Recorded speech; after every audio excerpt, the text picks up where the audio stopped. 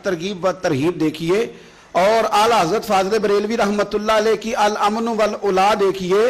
नबी पाक सल्लल्लाहु अलैहि वसल्लम के सहाबी हज़रत तमीम दारी रदी अल्लाह ताला अन्हु फरमाते, मैं हुजूर के साथ था, एक जगह खड़े थे, हम बहुत सारे सहाबा थे, एक ऊंट दौड़ा दौड़ा आया, उसने ना पहले हुजूर की कदम चूमे, फिर कान में कुछ कहा ऊंट ने, तो हुजूर फरमाने लगे तू फिक्र न कर, अगर तू सच्चा है तो तेरी मदद होगी, और अगर तू झूठा है तो तुझे तेरे झूठ की सज़ा मिलेगी। यानी मैं कैसे उस बंदे को समझाऊं, मैं कैसे उसे समझाऊं, कमेटी डाल के रो के दर्द से उधार लेके कोई मदीने गया और माड़ा बंदा, और उसकी तड़प है कि मैं सोने को अपने दुख सुनाऊं, तो वो खड़ा हुआ तो एक साहब उसे कहने लगे ये माज़अल्लाह सुनते नहीं तो किसको सुना रहा है, चुप कर, कंट्रोल कर अपनी जुबान को, अगर दीन नहीं आता तो नबी पाक से मोहब्बत करने वालों के दिल न तोड़।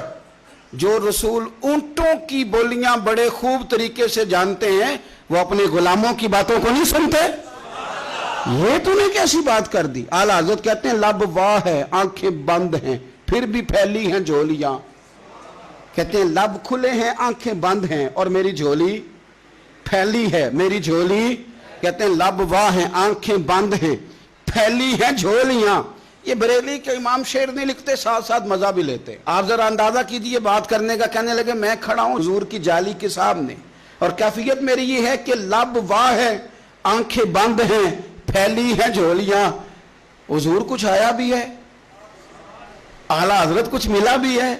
अब देखें किसी के सवाल से पहले जवाब देते हैं, कहते हैं लब वाह है, आंखें बंद हैं, फैली हैं झोलियां, और कितने मजे की भीख तेरे पाक दर की है, कितने। और खाली भीख नहीं मिली, मजा भी बड़ा ही आया है। यानी वहां से लेने का, भीख लेने का मजा भी, खुद भीख दें खुद ही कहें मंगते का भला हो।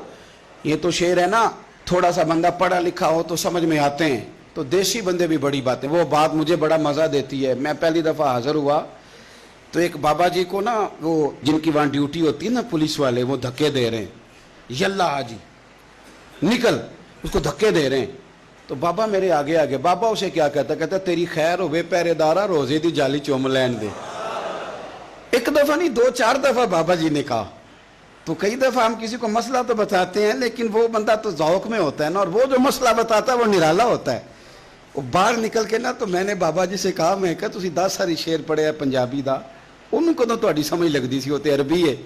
तो बाबा जी मेरे थपकी देख ना यहाँ कंधे पे, कहते पुत्र मैनू भी पता है, मैनू भी पता है, उन्होंने नहीं समझ लगती, मैं तो अपना रांझा पै राजी करदा सी, मैनू भी पता तेरी खैर होवे पहरेदारा रोजे दी जाली।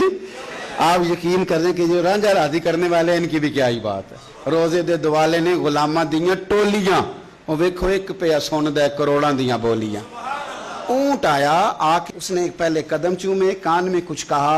हुजूर ने फरमाया तू फिक्र न कर, अगर तू सच्चा है तो जैसे तू कहता है वैसे हो जाएगा, और अगर तू झूठा है तो फिर तुझे तेरे झूठ की सजा भी मिलेगी। थोड़ी देर गुजरी तो हजरत तमीम दारी रदी अल्लाह ताला अन्हु फरमाते हैं कुछ लोग दौड़े दौड़े आए, अर्ज करने लगे हुजूर ये हमारा ऊंट भाग आया है और 3 दिन से भागा है, मिल नहीं रहा। हुजूर फरमाने लगे ये तो तुम्हारी शिकायत कर रहा है, ये तो कह रहा है या रसूल अल्लाह मैंने गर्मी सर्दी में इनकी खिदमत की, और जब मैं बूढ़ा हो गया तो इन्होंने मुझे अफजाइश नस्ल के लिए रख लिया, मेरी नस्ल से इनके कितने ऊंट पैदा हुए, अब मैं बूढ़ा हो गया हूं तो मुझे काट के ज़िबा करके खाना चाहते हैं।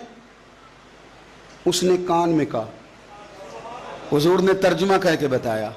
करीम रसूल फरमाने लगे बोलो तुम क्या कहते हो। कहने लगे सोनिया जी जिसने जो आपको बताया ना बिल्कुल ही सच बताया।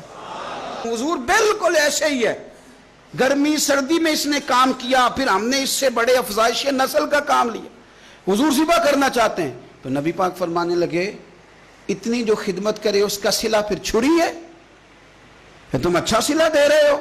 कहने लगे हुजूर हम कुछ नहीं कहते, ज़िबा भी नहीं करते, आप इसको दे दें। हुजूर फरमाने लगे अब नहीं मैं तुम पे एतमाद करता, इस तरह करो मेरे हाथ बेच दो। 100 दिनार का मेरे नबी पाक ने ऊँट खरीद लिया। हुजूर ने ना ऊँट को थपकी दी, फरमाया जा तू आज़ाद है। ऊँट ने ना पता नहीं क्या बातें की, एक बात की तो हुजूर ने फरमाया आमीन, दूसरी की तो कहा आमीन, तीसरी दुआ की तो कहा आमीन, चौथी बात ऊँट ने की तो नबी पाक रो पड़े। ऊँट चला गया। सहाबा कहते हैं अर्ज़ की या रसूलल्लाह ऊँट ने क्या कहा है। تو حضور فرمانے لگے اس نے پہلی دفعہ یہ کہا ہے کہ یا رسول اللہ، اللہ آپ کو میری طرف سے، اسلام کی اور قرآن کی طرف سے بہترین صلہ عطا کرے۔ تو میں نے کہا آمین، اور پھر اس نے دوسری دعا دی، اے اللہ کے پیارے رسول صلی اللہ علیہ وسلم، جس طرح آپ نے آج میرا خوف دور کیا ہے، میں دعا کرتا ہوں اللہ آپ کی امت سے قیامت کا خوف دور کرے۔ اور میں نے کہا آمین۔ تو نبی پاک صلی اللہ تعالی علیہ وآلہ وسلم فرماتے ہیں پھر اس نے تیسری دعا کی، عرض کی یا رسول اللہ صلی اللہ تعالی علیہ وسلم، جس طرح آج آپ نے میرا خون بچایا ہے، سنیا میری دعا ہے رب تیری امت کا خون محفوظ کرے۔ تو میں نے کہا آمین۔ حضور فرماتے ہیں پھر اس نے چوتھی دعا کی، یا رسول اللہ میری دعا ہے آپ کی امت لڑے نہ، جنگ و جدال نہ کرے، آپس میں گلے نہ کاٹے۔